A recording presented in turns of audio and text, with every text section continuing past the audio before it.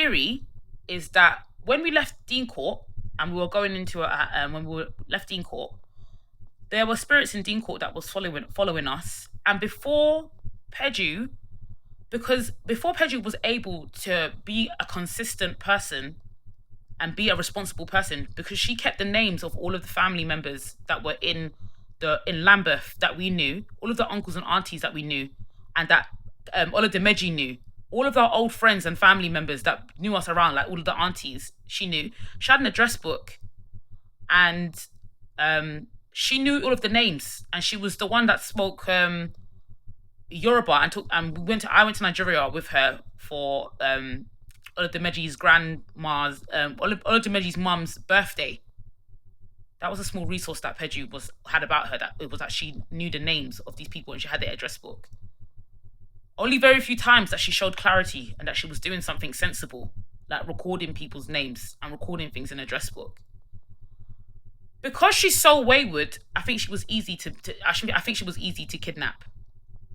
I'm going off the theory that this was an attack and an assault for murder. She was the first, and then Titi was the second, because Titi was already autistic and Titi didn't like even being a nice person.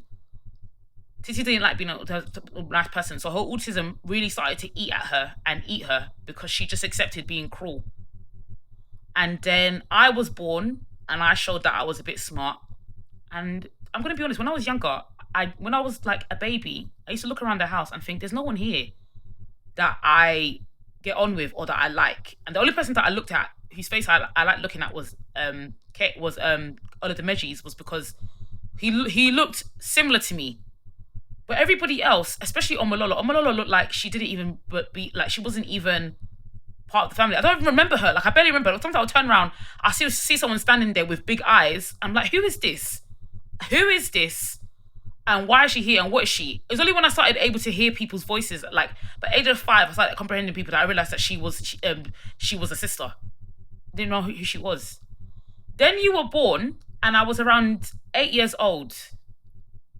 I didn't have anyone to hang around with because I didn't like Titi. Titi didn't like me. Bully. So I was by myself most of the time in a small room, eating cereal.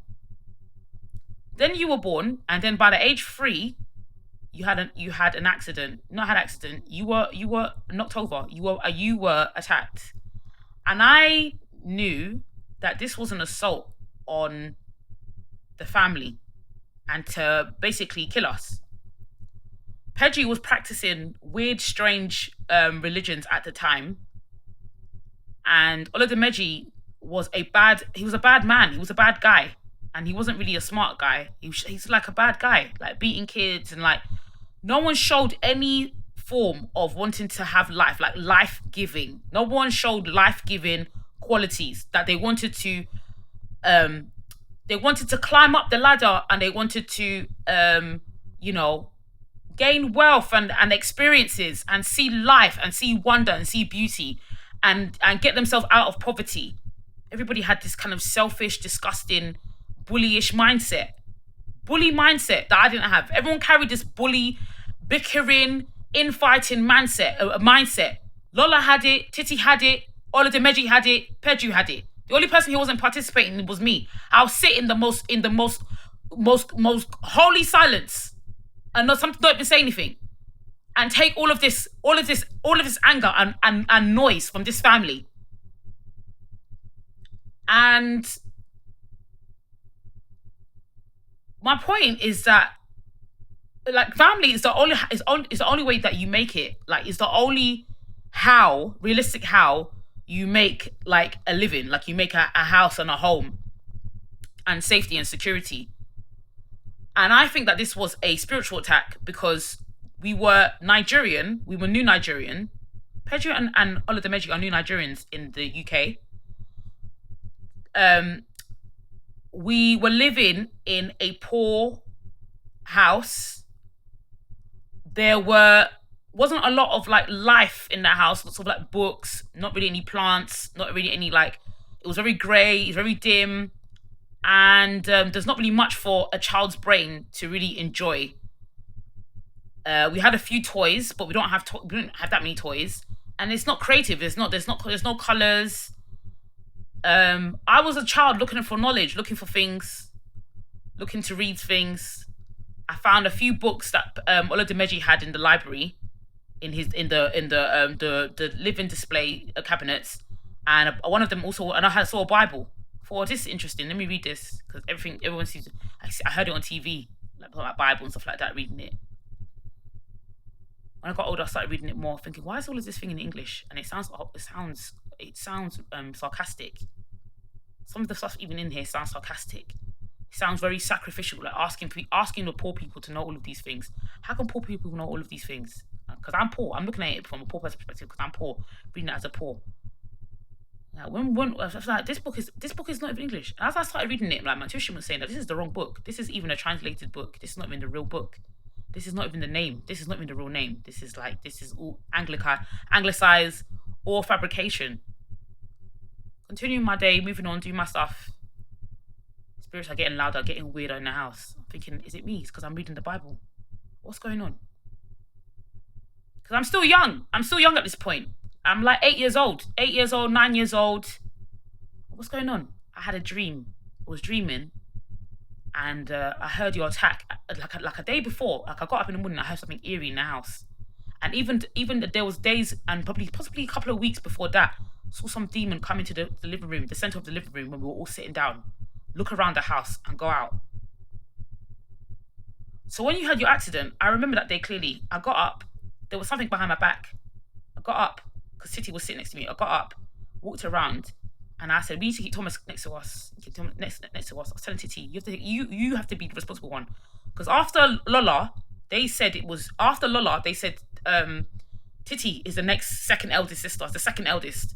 So it has to be Titi who takes responsibility when we all go outside. Titi has to be the one that's responsible. Titi has to be the lead.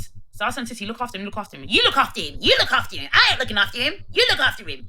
I'm not looking after him. You look after him. Don't tell me what to do. And I look after him. So evil, so wicked.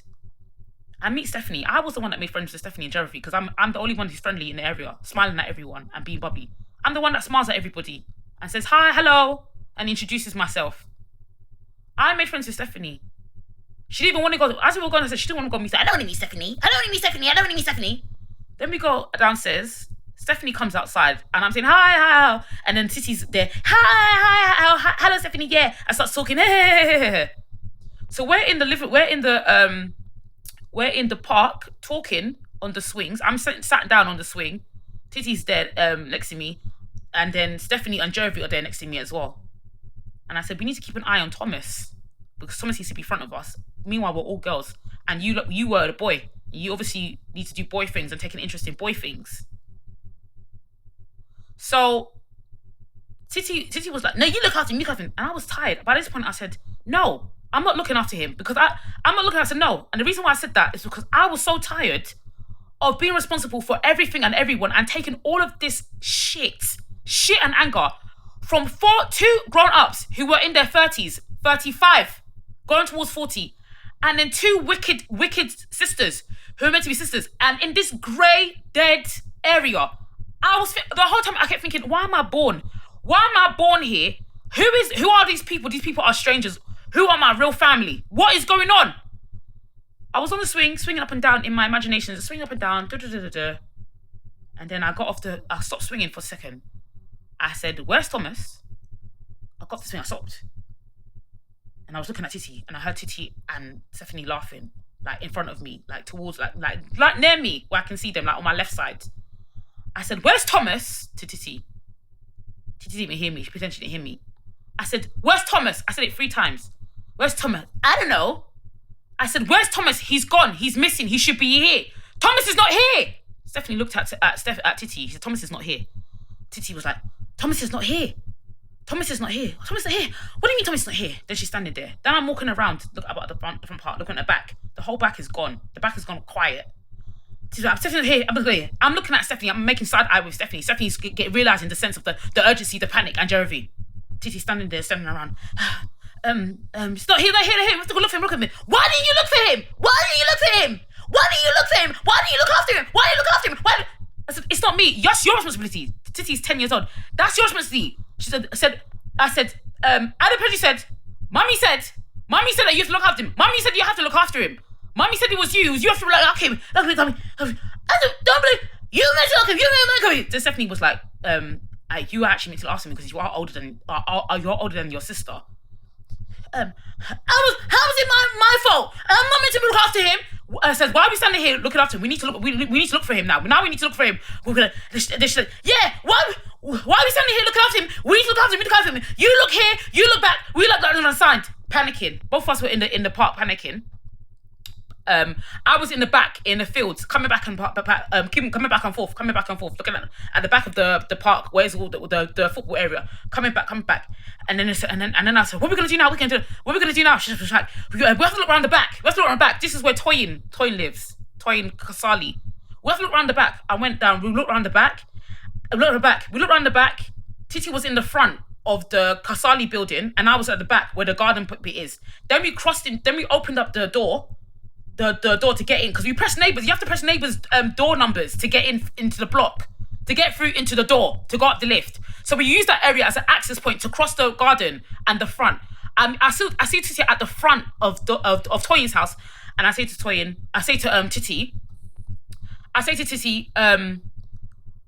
we need to tell Mum. I said to him, we need to tell Mummy. Like that. We need to tell Mummy. I can't find Thomas. We need to tell Mummy. We can't tell Mummy. How can you tell Mummy? You can't tell Mummy. You can't tell Mummy. I ran upstairs. I ran all the way upstairs before I even listened to Titi. Ran upstairs, pressed the Dean Court, went all upstairs, was screaming, because you can hear the door. Sometimes the window upstairs, the living room window was open. So I ran upstairs to 23. I said, Titi was somewhere behind me. No, Titi was somewhere behind me, maybe downstairs. I said to Pedro, I said, Thomas is missing. Thomas is lost. She looks down at me. What do you mean Thomas is lost? Where's your brother? I said, Titi, what do you ask him? She smacked me. I said, Titi, what do smacked me. She said, where's Titi? Goes downstairs. Where's Titi? Titi's there. Said, Thomas, beating Titi, smacking Titi. Now outside, finding Titi. The door open, finding Titi. I'm upstairs now in the living room. I'm scared. I'm like, should I go downstairs? I keep looking for Thomas. But I looked for Thomas. I looked all around the area. I looked as far as I can, and I'm 8. I have to be in the house. We can't all be outside looking for Thomas. I don't know who's got the keys and when the door's going to be locked and all of these. I don't have the keys. The doors. How am I going to get back inside the house? Dad and Oladimeji and Lola are outside, gone somewhere. Like, who's going to be in the house? The door is here. I think Pedro is expecting me to stay in the house. I stay in the house. I get 2 Bibles. I'm praying on this Bible. I get bread and I get Rabina, and I do wine and bread, and I pray. And I'm praying. I say, God, please, you know me. You know all of these things that happen. I'm praying. Thomas is okay. Pray. And then I stop.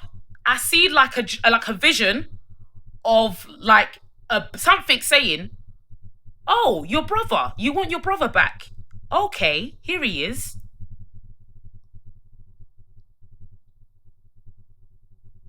And then I go back down. I see. I'm looking outside the kitchen window to see what Pedro and Stephanie is doing. Pedro is doing. I go down. I think I get the keys. I think I get someone's keys. I think I even get someone's keys because I have to keep the door locked. I have to lock the door, and I also need to be able to get into Dean Court. So I ran to the front, where the front of Dean Court, where Pedro and Titi was, and where there's an access area. And I think we also see Siobhan. I think that they ran to see Siobhan. But where there's an access point was, and I'm there. She sees Stephanie, and she tells Stephanie, go. No. Sorry, I ran to the front. Titi and Pedro is there, and then I'm there, and then I see Kane there, and Oladimeji and Lola coming back from wherever they've coming from, and Stephanie was there around. Pedro looks at Oladimeji and says, Thomas is missing. Thomas is lost. Oladimeji's face looks angry and shouts at Stephanie and says, go home, you bastard, or something like that. You bastard. Stephanie runs home. And then I run upstairs. And now the 4 of them are looking for you. And apparently in that time they said they saw Siobhan. That 4 time, then now the 4 of them looking for you. I'm upstairs. Stephanie has run home and they're looking for you.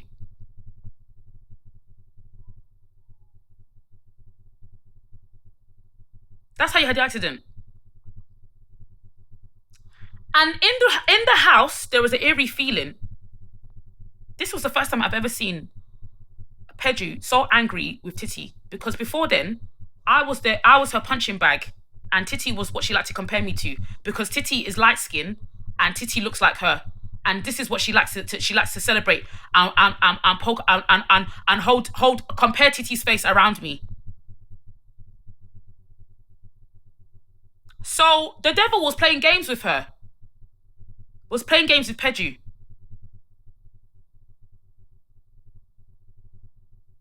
Playing games with Pedro. And it was Titi's fault. That was the thing lingering in the air.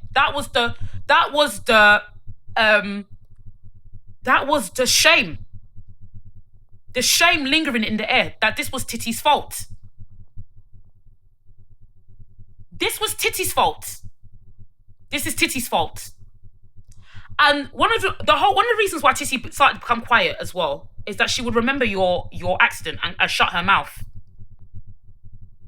There were times sometimes now, moving ahead, if there was anything mentioned and then your leg or your scar or your leg was being creamed, or she could see your leg, she could see somebody creaming your leg, your E45 leg, she'll shut her mouth and hide. And that's part of the reason why she became so not forgiving, so much more muted, was because of the car accident, because of the accident.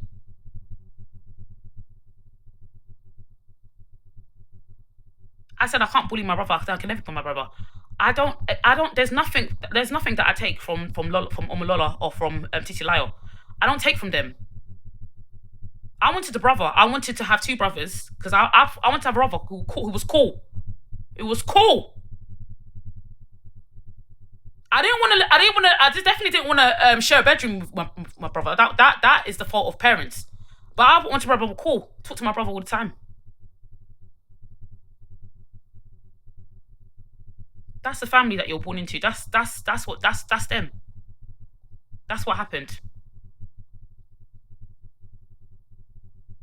All of our minds unwiped as we were in the car. That stupid song. Work just a little bit as we were driving out of Dean Court into Erith. Whole life being zapped before our eyes. Whole minds being wiped before our eyes.